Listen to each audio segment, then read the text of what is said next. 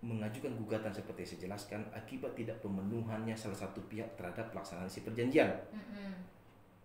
Dan salah satu pihak ingin mengakhiri misal, dan salah satu pihaknya tidak ingin mengakhiri, otomatis kan ada dua ini ya. ada sengketa itu. Iya. Sengketa dalam pelaksanaan perjanjian.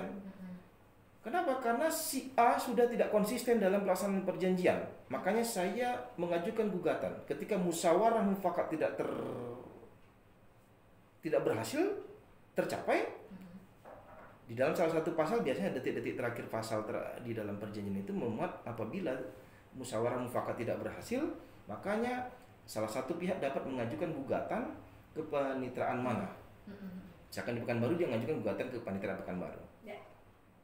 Tidak terpenuhinya, maka salah satu poinnya dia dapat ajukan gugatan. Wan prestasikah ke Pengadilan Negeri Pekanbaru.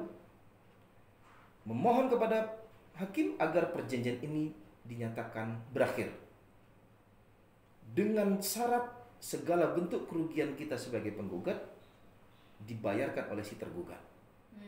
Salah satu pihak dalam perjanjian itu. Sampaikan itu tuntutan-tuntutannya. Nyatakan berakhir. Ketika majelis hakim dan putusan pengadilan menyatakan berakhirnya suatu perjanjian akibat dari gugatan salah satu pihak, maka berakhirlah perjanjian itu. Itu ketetapan lebih tinggi. Nah, di dalam KUH Perdata ada yang menyampingkan itu. Misal, dalam sebuah perjanjian menyatakan bahwasanya kita sepakat untuk menyampingkan pasal 1266 dan 1267.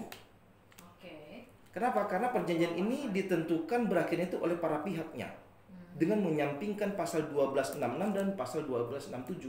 Yang intinya apa di dalam pasal 1266 dan 1267 adalah menyampingkan putusan pengadilan ketika salah satu pihak mengajukan gugatan ke pengadilan untuk berakhirnya perjanjian itu.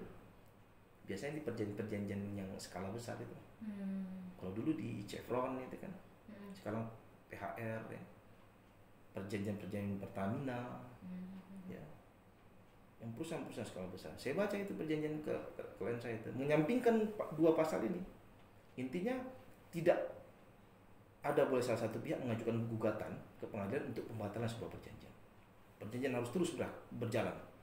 Ketika salah satu pihak misalkan si Pertamina dapat mengakhiri kapan saja, itu pula tanda kutip egoisnya, tanda kutip.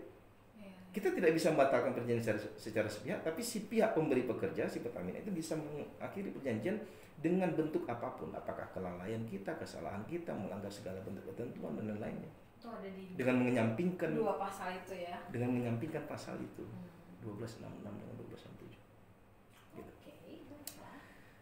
Kemudian yang keenam itu apabila perjanjian pelaksanaannya sudah tercapai, berakhirlah pada sebuah perjanjian. Misal saya menyewa 1 tahun, 28 Februari 2022 dimulai dan berakhir 28 Februari 2023. Tercapailah semua. Makanya secara otomatis berakhir pada sebuah perjanjian. Gitu.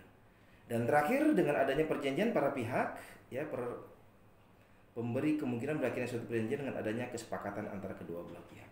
Walaupun ini salah satu poinnya, walaupun belum selesainya perjanjian 1 tahun, misalkan dituangkan dalam perjanjian 1 tahun 28 Februari 2022 dan berakhir di 2023 tanggal 28 Februari, belum selesai 1 tahun, tapi para pihak sepakat untuk mengakhiri pada sebuah perjanjian, maka berakhirlah perjanjian itu.